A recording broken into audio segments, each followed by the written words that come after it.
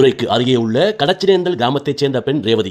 Revathi nursing முடித்துவிட்டு மதுரையில் உள்ள ஒரு பெரிய தனியார் மருத்துவமனையில் வேலை பார்த்து வருகிறார். வெளிநாடு சென்று கை நிறைய சம்பாதித்து தன்னுடைய குடும்பத்தை காப்பாற்ற வேண்டும் என்பது அவளுடைய மிகப்பெரிய கனவு. இதற்காக விசா எடுக்கும் முயற்சியில் இறங்குகிறார். அப்போது சைமன் என்ற விசா ஏஜென்ட் அறிமுகமாகிறான். ரேவதியின் அப்பாவித்தனத்தையும் அவளுடைய தேவையையும் பயன்படுத்திக் கொண்ட சைமன் ரேவதியை காதலிப்பதாக நம்ப வைக்கிறான். ரேவதியும் சைமனை முழுமையாக நம்பி விசா வேலைகளுக்காக சைமனுடன் சில நாட்கள் அவனுடைய நண்பர்கள் தங்கியிருக்கும் இடத்திற்கு செல்கிறாள். அங்கு வைத்து சைமனின் நண்பர்களால் ரேவதி பாலியல் வன்கொடுமைக்கு ஆளாக்கப்படுகிறாள். இதை சைமன் தடுத்து நிறுத்தி விடுவான் என்று ரேவதி நினைத்துக் கொண்டிருக்கும் போது உண்மையிலேயே சைமன் தான் பணத்திற்காக தன்னுடைய நண்பர்களுக்கு காட்டி கொடுத்ததும் தெரிய வருகிறது. இந்த அதிர்ச்சியில் இருந்து மீள்வதற்குள் பழியை ரேவதி மீதே போட்டு ரேவதியை சிறைக்கு அனுப்பவும் அவர்கள் சதி செய்கிறார்கள். ரேவதி சிறையில் இருக்கும் போதுதான் தான் எந்த அளவுக்கு ஏமாற்றப்பட்டோம் என்பது புரிய வருகிறது. தன்னுடைய அப்பாவித்தனத்தை எண்ணிக்கொண்டே கூனி கூறி போய் சிறை நாட்களை கழித்துக் கொண்டே வருகிறாள். ரேவதியின் மென்மையான குணமும் மெல்ல மெல்ல மாறுகிறது. மதுரையின் வீரமும் ஆவேசமும் அவளுக்குள் பிறக்கிறது. ரேவதி சிறையிலிருந்து வெளியில் வந்ததும் தன்னிடம் தவறு செய்தவர்களை சட்டப்படி அணுகாமல்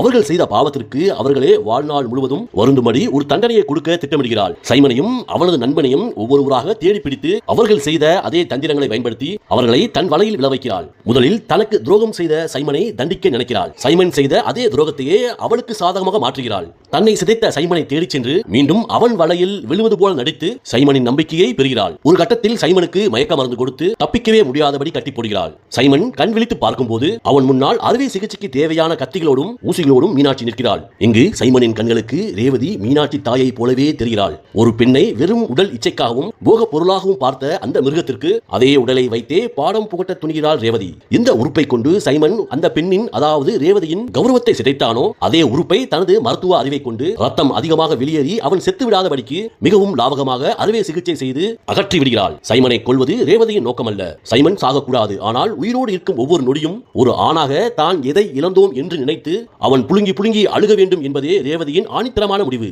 அதே சமயத்தில் ரேவதி சைமனை பார்த்து, நீ என்னுடைய வாழ்க்கையை நாசமாக்கிய போது நான் செத்து விடுவேன் என்று நினைத்தாயா? ஒரு பொண்ணு நர்ஸாவது மத்தவங்க உயிரை காப்பாத்துறதுக்கு மட்டும் இல்லடா நாயே, உன்ன மாதிரி மிருகங்களுக்கு எங்க அறுக்கணுங்கிற விதைய கத்துக்கிறதுக்கு தான் இப்பத்தாண்டா ஆரம்பிச்சிருக்கேன். உன்னுடைய நண்பர்கள் ஒருவனையும் விட்டு வைக்க மாட்டேன், நீ கிளம்பலாம் என்று சொல்லி எந்த குற்ற உணர்ச்சியும் இல்லாமல் ரேவதி அடுத்த கட்டத்தை அதாவது அடுத்த பழிவாங்கலை நோக்கி செல்கிறாள். அடுத்ததாக இந்த சதிவேலைக்கு மூளையாக இருந்து அதிகார பலத்தால் ரேவதியை ஒடுக்கிய செல்வத்தை பழிவாங்க துடிக்கிறாள். செல்வத்தை புத்திசாலித்தனத்தால் தன்னுடைய வலைக்குள் விளைவித்த ரேவதி அவன் மீண்டும் யாருக்கும் கட்டளை இடக்கூடாது என்பதற்காக ரேவதி செல்வத்தின் தொண்டை நரம்புகளை லாபகமாக சிதைக்கிறாள். செல்வம் உயிரோடு இருப்பான், ஆனால் ஒரு வார்த்தை கூட பேச முடியாது. தான் வாழ்நாள் முழுவதும் ஊமையாக தான் செய்த தவறை சொல்லக்கூட முடியாமல் சைகையிலேயே அழுது துடிக்கும்படி செய்தாள். செல்வத்தின் அதிகார குரலை ரேவதியின் மருத்துவ கத்தி நிரந்தரமாக அறுத்து எறிந்தது. அடுத்ததாக ரவி, சைமனின் நண்பன் ரவி தன் உடல் பலத்தை பயன்படுத்தி ரேவதியை வற்புறுத்தி சிதைத்தவன். தன்னுடைய சமயோஜித புத்தியால் ரவியை மயக்கமடைய செய்த ரேவதி இந்த மிருகம் இனி எந்த பெண்ணையும் துரத்தக்கூடாது என்பதற்காக ரவியின் கால்களின் முதுகு தண்டை நரம்பை சிதைக்கிறாள். இந்த மிருகம் ரவி சாக மாட்டான், ஆனால் இடுப்புக்கு கீழே எந்த உணர்ச்சியும் இருக்காது. வாழ்நாள் முழுவதும் ஒரு சக்கர நாற்காலியில் அமர்ந்து தன்னுடைய கால்கள் அசைவற்று போவதை பார்த்து புழுங்கி புழுங்கி அழுக வேண்டும். ஒரு அப்பாவி பெண்ணை துரத்திய கால்கள்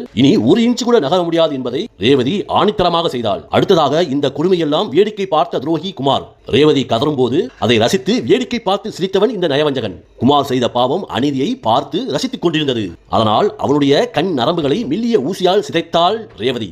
குமாரின் உலகம் முழுவதும் இருட்டானது. ஒரு அப்பாவி பெண் சிதைக்கப்படுவதை வேடிக்கை பார்த்த உன்னுடைய கண்களுக்கு இனி எந்த உலகத்திலேயும் எந்த வெளிச்சமும் தேவையில்லை என்று கூறி குமாரை நிரந்தர பார்வையற்றவனாக மாற்றினாள் ரேவதி.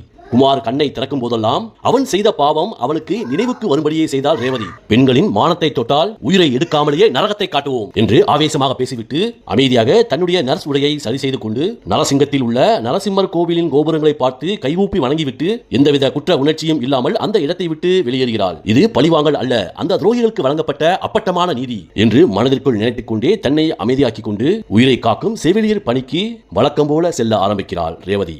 இது கேரளாவில் நடந்த ஒரு செவிலிய பெண்ணின் உண்மை கதை. நன்றி, வணக்கம்.